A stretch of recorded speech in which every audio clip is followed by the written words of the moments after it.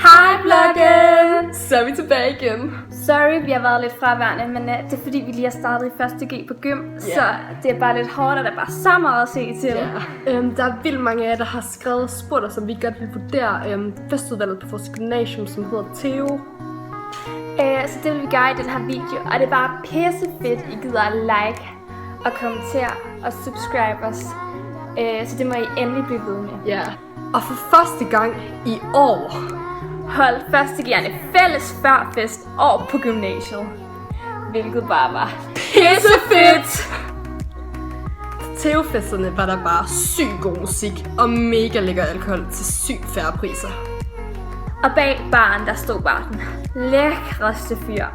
Jeg kan bare ikke huske, hvad han hed. Hvad var det, han hed? Jeg tror, han hed Johan. Johan. Ja. Dips for ham.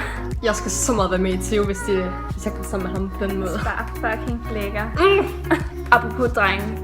Wow, 3.G-drengene var en fire. Altså, wow, vi fik meget opmærksomhed. Jeg scorede så mange 3.G'er. Ja, jeg scorede Paul Svendborg, Lukas Gøgele. Og glem ikke, at du også havde tungen nede i halsen på Kasper Lyne, for det så jeg. Nå ja. Jeg kan virkelig også godt forstå, at vi fik så meget opmærksomhed. Altså, vores outfits var bare i top. Altså. Ja, også 1.G'er, vi så meget bedre ud end 2. og 3.G'erne til sammen.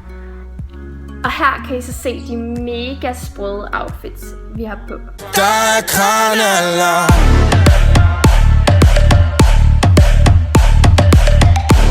Men alt i alt så gym bare virkelig hårdt. Altså, selvom de siger, at 1.G er det letteste.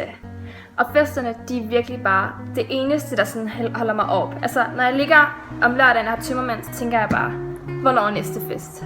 Ja, så vi har valgt os to at give Theo festudvalget på gymnasiet 5 ud af 5 stjerner. Woo! Og jeg vil i hvert fald helt klart overveje at melde mig ind i Theo-bestyrelsen til januar, når det er muligt. Men tak fordi I så med. Husk at like og subscribe. Hej hej!